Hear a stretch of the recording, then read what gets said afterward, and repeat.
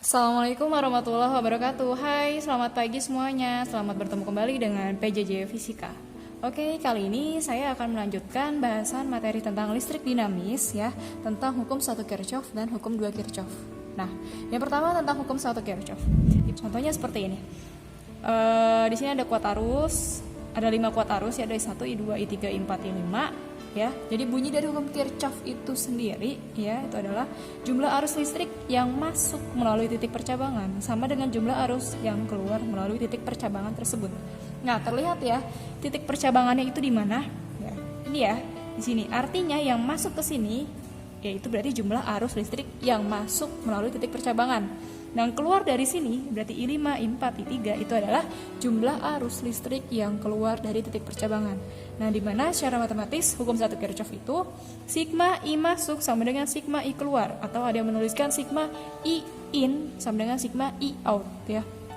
Sigma itu jumlah, jadi jumlah arus yang masuk sama dengan jumlah arus yang keluar. Jadi yang masuk itu adalah I1 dan I2. Jadi I1 ditambah I2 itu nilainya sama dengan I3 ditambah I4 ditambah I5 ya. Itu hukum 2 Kirchhoff. Nah, kalau hukum 2 Kirchhoff itu adalah sigma E ditambah sigma IR sama dengan 0. Ingat, E itu adalah GGL ya. Jadi jumlah aljabar tegangan pada suatu rangkaian tertutup sama dengan, contohnya di sini kita bahas satu-satu. Jadi ada rangkaian listrik tertutup, loop tunggal, ada juga nanti yang majemuk ya.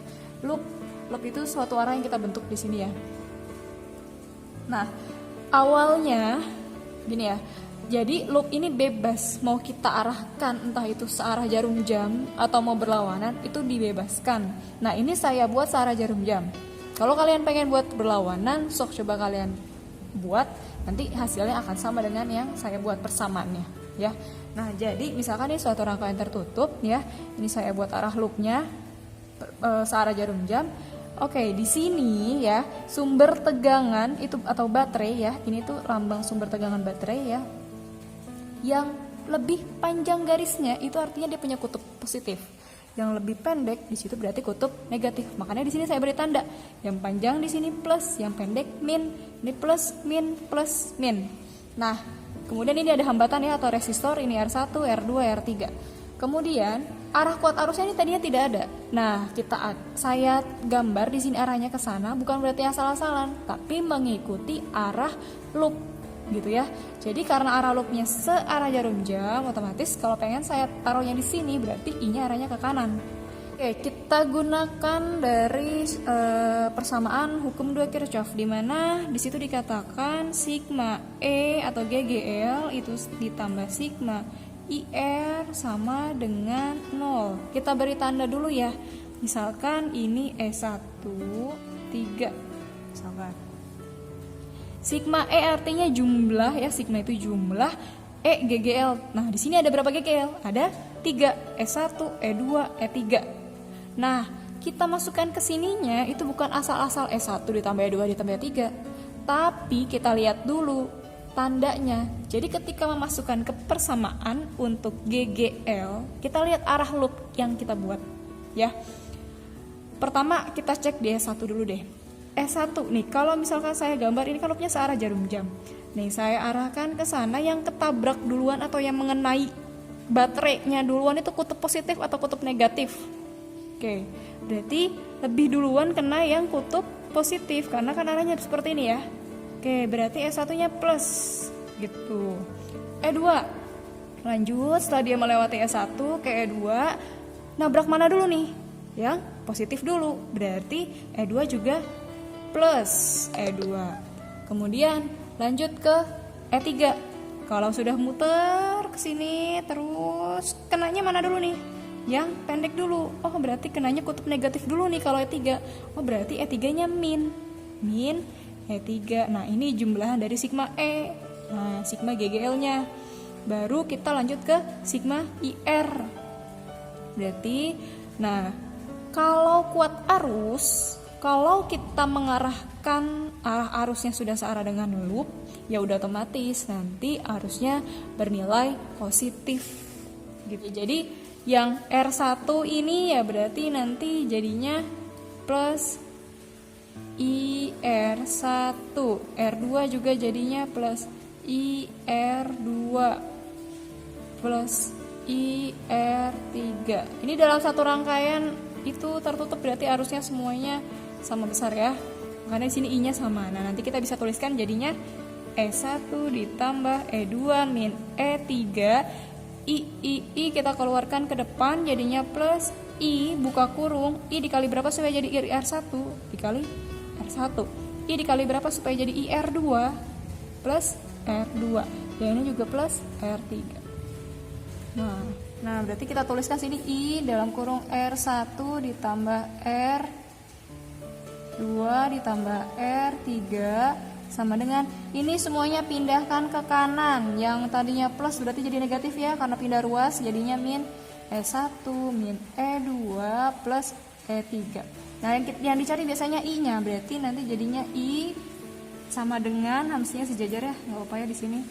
Min E1 min E2 plus E3 per ya, karena ini kan tadinya dikali, pindah ruas jadi dibagi. R1 ditambah R2 ditambah R3 seperti ini. Kita lanjutkan yang tadi kan tentang rangkaian listrik tertutup untuk loop tunggal, artinya hanya satu loop. Nah, yang sekarang rangkaian listrik tertutup untuk loop majemuk, artinya lebih dari satu loop ya. Oke, contohnya rangkaiannya seperti ini ya. Di sini ada 3 GGL dan juga ada 3 resistor atau 3 hambatan. Nah, kita buat arah loopnya bebas ya. Di sini saya buat yang ini searah jarum jam, ini juga searah jarum jam misalkan. Kemudian kita beri tanda supaya tidak lupa ya, kutub positif dan negatif untuk si baterainya ya. Artinya yang lebih panjang tadi ini kan plus ya, ini min, kemudian ini plus, ini min, ini plus. Nah, kemudian arah arusnya kita fokus ke loop yang pertama dulu aja. Kalau misalkan yang ada di loop pertama berarti arah arusnya mengikuti arah loop ya, karena arah loopnya searah jarum jam, berarti nanti arah arusnya untuk yang R1 ini I1-nya akan ke sana ya. Nah, ini I1-nya ke sana, kemudian yang di tengah-tengah ini kan hambatan 3, I3 berarti nanti dia akan ke bawah ya kan, ke bawah. Boleh saya tulis di sini ya, I3. Kemudian yang R2 itu jangan mengikuti arah loop arusnya, tapi supaya kita gunakan prinsip dari hukum 1 Kirchhoff, di mana arus yang masuk sama dengan arus yang keluar. Kita buat supaya arus yang masuknya itu ada di hambatan 3 ini. Nah, ini titik percabangannya ya, titik percabangannya. Artinya yang keluar dari titik percabangan itu kita anggap di sini udah ada I1 nih. Nah, kita buatlah I2-nya nanti arahnya ke sana. Gitu. Ya. Oke, baru setelah kita gambar arah loop, kita beri tanda kutub positif dan negatif untuk masing-masing baterai, dan kita beri arah arus, baru kita masuk ke hukum 2 Kirchhoff. Loop yang pertama dulu, jadi loop 1. Nah, di loop 1 itu kita baru tulis hukum 2 Kirchhoff, sigma E plus sigma IR sama dengan 0. Nah, di loop yang pertama itu ada berapa GGL? Dicek, ada berapa GGL? Ada E1 dan ada E3. Nah, dilihat ketemunya kutub positif dulu atau kutub negatif dulu untuk masing-masing GGL-nya. Oke, karena ini arahnya ke sana, kita cek nih E1. Oh, dia lebih kena dulu yang positif nih, ya. Berarti E1-nya plus. Sekarang muter lagi, kena E3. Kena yang mana dulu? Yang positif dulu, berarti plus E3. Nah, sekarang baru sigma IR. Nah, berarti karena arah arus I1-nya sudah searah dengan arah loop, berarti nanti arus untuk I1-nya itu bernilai positif. Jadinya plus I1 R1. Nah, ada berapa hambatan nih di loop 1? Ada 2, ada R1 dan ada R3. Nah, untuk R3, I3-nya searah nggak nih dengan arah loop? Ya, searah ya, karena dia arahnya ke bawah. Kalau dia ngikutin arah loop ini, dia searah. Berarti dia juga plus I3 R3 sama dengan 0. Oke. Nah, biasanya kalau sudah ada angkanya, ini langsung pindah ruas nih E1 sama E3 nya ke kanan. Nanti jadi persamaan 1 hasil dari loop 1. Nah sekarang loop 2. Oke, di loop 2 kita cek loop 2 yang ini ya. GGL nya dulu ya. Tulis dulu sigma E plus sigma IR sama dengan 0. GGL nya di loop 2 ada berapa? Ada 2, ada E3 dan ada E2. Untuk yang E2 dulu deh. E2 nya kalau misalnya kita lihat arahnya loopnya, dia kenanya nabrak kemana dulu nih? Ke negatif dulu kan? Berarti E2 nya min E2 terus kena E3 nih. Kalau dia muter terus ke sini, oh ternyata kenanya E3 nya minus duluan. Berarti min E3 terus IR lagi nih. Berarti di sini cek ada berapa hambatan di loop 2. Ada R2 dan ada R3. Nah, untuk yang arus 2 atau I2 ini, apakah dia searah dengan loop? Oke, lihat ya. Ini arah loopnya nih, putarnya searah jarum jam. Sedangkan I2-nya ini ternyata arahnya ke sana. Kalau kita putar terus, dia berlawanan. Berarti dia tidak searah dengan loop. Artinya dia negatif I2 R2. Yang R3, nah lihat juga nih, arah I3-nya ke bawah.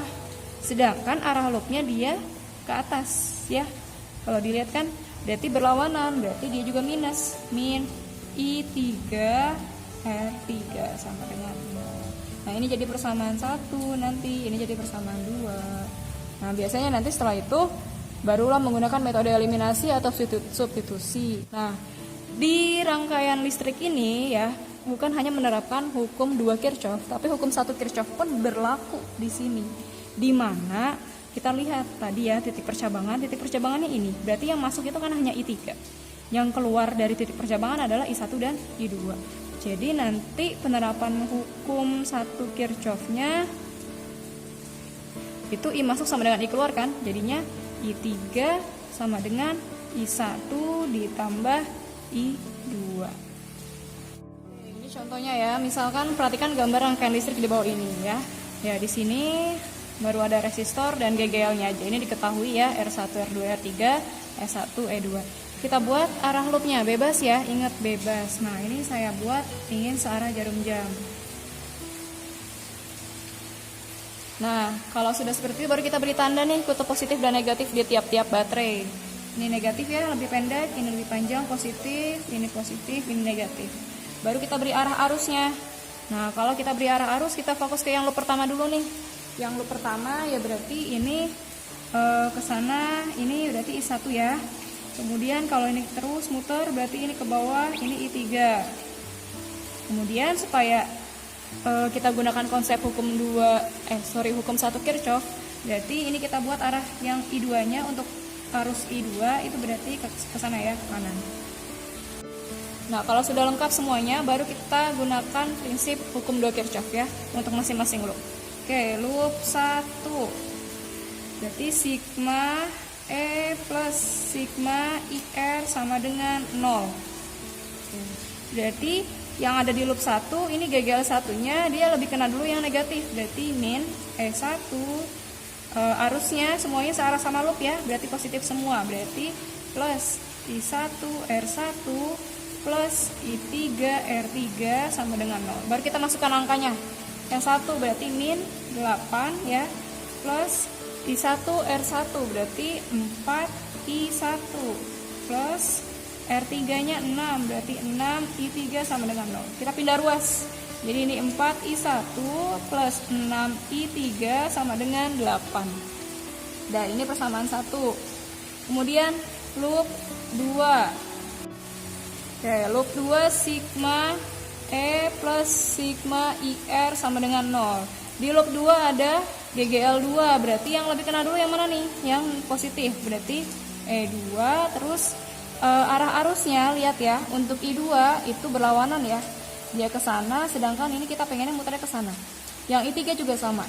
Ini kita pengennya ke sana, sedangkan I3-nya arahnya ke bawah. Jadi semuanya minus ya, karena berlawanan sama arah loop.